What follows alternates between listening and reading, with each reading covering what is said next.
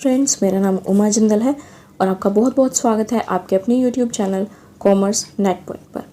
Friends, paper 2 commerce की unit 1 व्यवसायिक वातावरण और अंतर्राष्ट्रीय व्यवसाय, जिसकी लास्ट क्लास में हम व्यवसाय के बाहरी वातावरण के बृहद वातावरण के बारे में पढ़ रहे थे और जिसकी लास्ट क्लास में मैंने आपको आर्थिक परिवेश और राजनीतिक तथा विधिक परिवेश के बारे में बताया था। तो आज की क्लास में हम बाकी के जितने भी परिवेश हैं इन सभी के बारे में पढ़ने वाले हैं। तो आज की क्लास स्टार्ट करने से पहले मैं आपको बताना चाहूँगी कि आप मेरे Telegram group commerce net point को ज्वाइन कर सकते हैं। वहाँ पर आपको मेरे वीडियोस के लिंक और पीडीएफ्स मिल जाएंगे। तो अगर आप इस ग्रुप को ज्वाइन करना चाहते हैं तो इस ग्रुप का जो लिंक है वो मैं डिस्क्रिप्शन बॉक्स में दे दूँगी, वहाँ जाकर आप इस ग्रुप को ज्वाइन कर सकते हैं। तो चलिए आज की क्लास स्टार्ट करते हैं। तो सबसे पहले हम पढ़ेंगे तकनीकी परिवेश यानी कि टेक्नोलॉजिकल एनवायरनमेंट।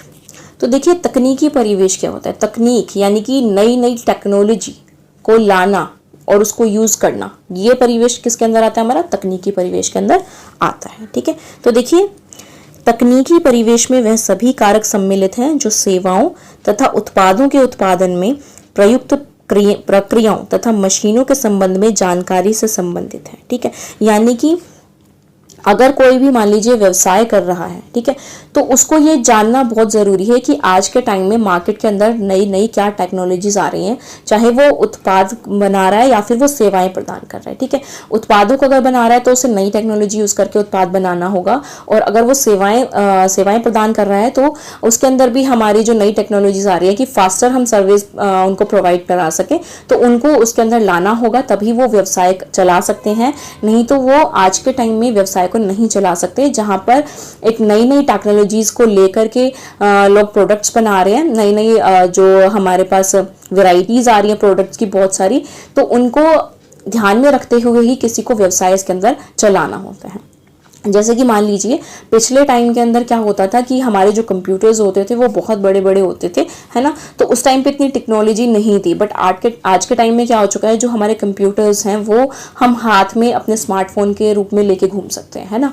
तो और भी हमारे पास पीसीज हैं या लैपटॉप्स हैं, तो नई नई टेक्नोलॉजी हैं जो डे बाई डे आती जा रही है। उसके अंदर भी जो हमारे सॉफ्टवेयर्स हैं वो टाइम टू टाइम अपडेट किए जाते हैं विद न्यू टेक्नोलॉजीज, है ना। तो हमें नई टेक्नोलॉजी को लाना बहुत ही ज़रूरी है हमारे व्यवसाय को चलाने के लिए। ठीक है, विभिन्न देशों के विभिन्न तकनीकी परिवेश उत्पादों के निर्माण को प्रभावित करते हैं। ठीक है, तो देखिए, अलग अलग कंट्रीज के अंदर जो है अलग अलग टेक्निक्स होती हैं, यानी कि ज़रूरी नहीं है कि हर देश के अंदर जो है वो एक समान टेक्निक्स होंगी। कहीं पर जो टेक्निक है वो ज़्यादा है और कहीं पर जो है वो टेक्निक कुछ कम है ना। तो उसके अनुसार ही जिस देश के अंदर व्यापार किया जाता है, तो उन टेक्निक्स के आधार पर ही उनको उत्पादों का निर्माण किया जाता है।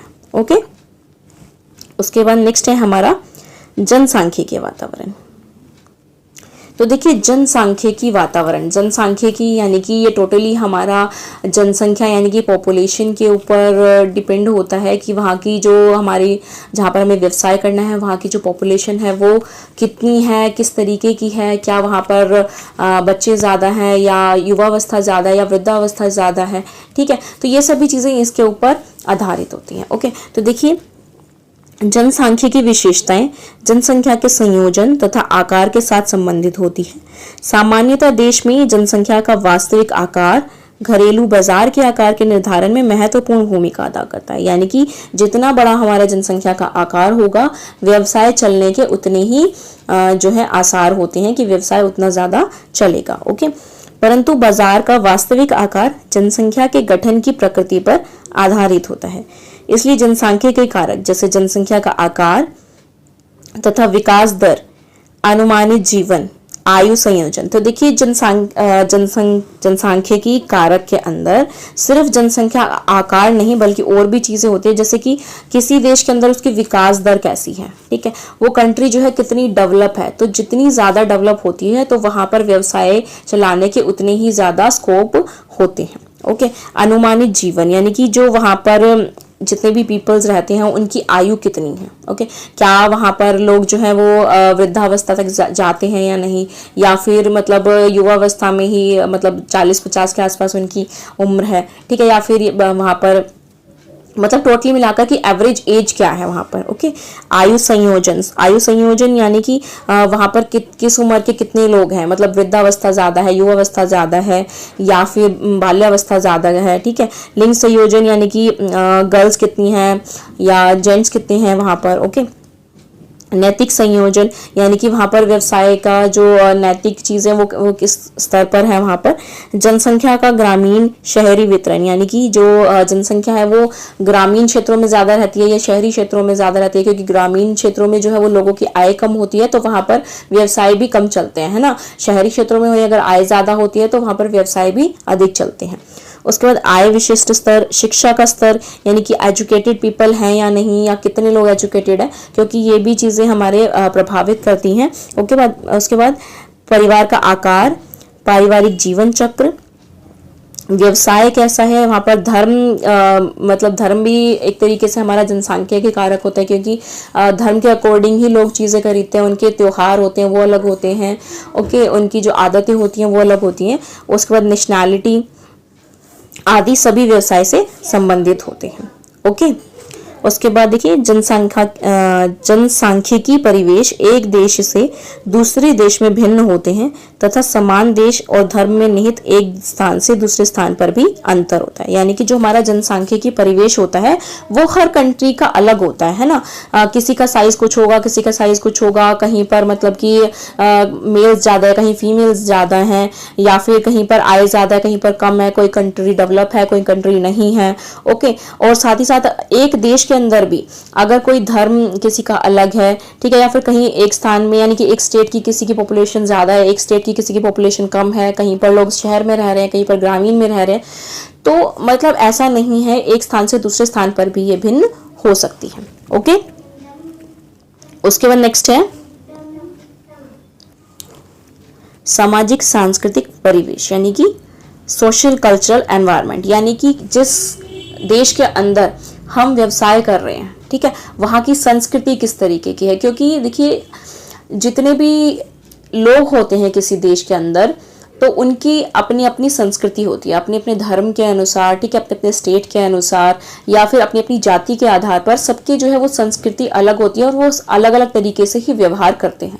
तो व्यवसाय चलाने से पहले इन सभी को जानना भी हमारे लिए बहुत आवश्यक होता है। तो देखिए प्रत्येक समाज की अपनी ही संस्कृति होती है जिसमें उसके मूल्य, व्यवहार, विश्वास, आदतें, भाषाएं तथा समुदाय के अन्य लोगों से व्यवहार के अन्य तरीके शामिल होते हैं। किसी भी व्यवसाय के लिए जो अपने उत्पाद व सेवाओं के लिए किसी बाजार में प्रवेश करने का इच्छुक है, उस समुदाय में निहित सांस्कृतिक संवेदनशीलता के प्रति अत्यंत सावधान रहना चाहिए। ठीक है, क्योंकि अगर हम किसी की संस्कृति के अकॉर्डिंग चीज़ें नहीं बनाएंगे तो वो उसको नहीं खरीदेंगे, और अगर हम कुछ गलत बना देंगे वहाँ पर तो वो उसके खिलाफ आवाज़ भी उठा सकते हैं, है ना। तो इसलिए हमें उनकी संस्कृति को ध्यान में रखते हुए ही वहाँ पर जो है व्यवसाय को चलाना चाहिए। ओके, उसके बाद देखिए सामाजिक प्रणाली को व्यवसायिक क्रियाकलापों द्वारा भी प्रभावित किया जा सकता है। व्यवसाय में होने वाले नवीन परिवर्तन, सूचना का प्रसारण तथा नवीन विचारों का प्रसार आदि भी समुदाय में सामाजिक सांस्कृतिक परिवर्तनों को लाता है। तो ये कह रहे हैं कि जो हमारी सामाजिक प्रणाली होती है उसको हम व्यवसाय के द्वारा चेंज भी कर सकते हैं। ठीक है, अगर मान लीजिए कोई हम ऐसा व्यवसाय कर रहे हैं जो उनकी आदतों को ध्यान में रखते हुए अगर हम कुछ नई चीज़ बनाते हैं और उनको सूचना का प्रसार करते हैं कि इस तरीके से अगर आप इसको यूज़ करोगे या फिर इसको यूज़ करने से आपकी संस्कृति का नुकसान नहीं हो रहा, ठीक है, या फिर इसके अनुसार ही है ये, तो वहाँ पर भी कुछ चेंजेस आते हैं। ठीक है, उसके बाद देखिए नेक्स्ट है हमारा प्राकृतिक पर्यावरण यानी कि नेचुरल एनवायरनमेंट, यानी कि जहाँ पर भी हमें व्यापार करना है, व्यवसाय करना है, वहाँ का जो एनवायरनमेंट है, नेचुरल एनवायरनमेंट जो है वो कैसा है। क्योंकि कई बार क्या होता है कि हमें कुछ ऐसा बिजनेस करते हैं कि हमें नेचुरल एनवायरनमेंट को ध्यान में रखना पड़ता है। तो देखिए किसी विशिष्ट देश में प्राकृतिक पर्यावरण की गुणवत्ता भी व्यापार को प्रभावित करती है। कुछ ऐसे व्यवसाय हैं जिन्हें वहीं स्थापित किया जा सकता है जहां पर स्रोत जैसे कच्चा माल उपलब्ध होता हो। ऐसे उद्योग जो कच्चा माल तथा उपयोग में आने वाली सामग्री प्राकृतिक संसाधनों से प्राप्त करते हैं, ऐसे ही निकटवर्ती स्थानों पर स्थापित किए जा सकते हैं जहां पर इन संसाधनों की उपलब्धता सुनिश्चित होती हो। तो मैंने आपको पीछे भी एक एग्जाम्पल दिया था चीनी का, कि अगर हमें मान लीजिए कि कोई चीनी बनाने का व्यवसाय करना है तो हमें उसे ऐसी जगह पर ही चलाना पड़ेगा, जहां पर हमें जो है वो गन्ने की सप्लाई मिलती रहे टाइम टू टाइम, उसकी आपूर्ति जो है वो ना रुके। अगर वो रुक जाएगी तो हमारा व्यवसाय भी बंद हो सकता है ना। तो इसलिए हमें उसी जगह पर उसे स्थापित करना होगा जहां पर हमें सप्लाई मिलती रहेगी, जहां पर वो गन्ने मतलब बनते हों। ओके, क्योंकि अगर हम ऐसा नहीं करेंगे तो जो उनका ट्रांसपोर्ट का जो खर्चा होगा, परिवहन की जो लागत होगी वो बहुत ज़्यादा हो जाएगी, और उससे क्या होगा कि जो हमारी चीनी का जो प्राइस है वो बहुत ज़्यादा बढ़ जाएगा, तो हम कंपटीशन से बाहर हो जाएंगे, है ना। तो इसलिए हमें व्यवसाय को उसी जगह पर स्थापित करना पड़ता है ना। तो देखिए, अन्यथा कच्चे माल की बढ़ती परिवहन लागत औद्योगिक इकाई को अप्रतिस्पर्धी बना देती है। ठीक है, उसके बाद नेक्स्ट है हमारा प्राकृतिक पर्यावरण का पारिस्थितिक संतुलन। पारिस्थितिक संतुलन यानी कि हमें किसी भी बिजनेस को करते हुए वहां पर उसके संतुलन को बनाए रखना बहुत आवश्यक है। यानी कि हमें प्रदूषण नहीं फैलाना, किसी भी व्यवसाय को करते हुए हमें इस बात को ध्यान में रखना होगा कि वहां पर हमारी वजह से पर्यावरण को कोई नुकसान ना होता हो। ठीक है, उसके बाद नेक्स्ट है हमारा अंतरराष्ट्रीय परिवेश। अंतरराष्ट्रीय परिवेश यानी कि जो पूरे वर्ल्ड का जो हमारा एनवायरनमेंट है वो भी हमारे व्यवसाय को प्रभावित करता है। वो कैसे, देखिए, अंतरराष्ट्रीय परिवेश में वह सभी कारक सम्मिलित हैं, आर्थिक, राजनीतिक, तकनीकी, सामाजिक आदि, जो पराराष्ट्रीय, परासांस्कृतिक तथा सीमा स्तर पर से परे संचालित होते हैं। यानी कि हमारे देश के बाहर जितने भी मतलब ये सभी चीजें जो है संचालित हो रही हैं वो सभी हमारे अंतर्राष्ट्रीय व्यवसाय के अंदर आती हैं, तथा जिनका व्यावसायिक संचालन के ऊपर भी प्रभाव होता है। ओके, उसके बाद देखिए, विभिन्न अंतर्राष्ट्रीय संस्थाएं विभिन्न सूचनाएं प्रदान कर व्यवसाय के ऊपर प्रभाव डालती हैं। तो देखिए, जितनी भी हमारी अंतर्राष्ट्रीय संस्थाएं हैं, जैसे कि हमारी वर्ल्ड ट्रेड ऑर्गेनाइजेशन है, ठीक है, या फिर कोई एशियन है, या और भी हमारी मतलब जो अंतर्राष्ट्रीय संस्थाएं हैं वो क्या करती हैं, हमारे को विभिन्न सूचनाएं प्रदान करती हैं जिससे हमारे व्यवसाय पर प्रभाव पड़ता है।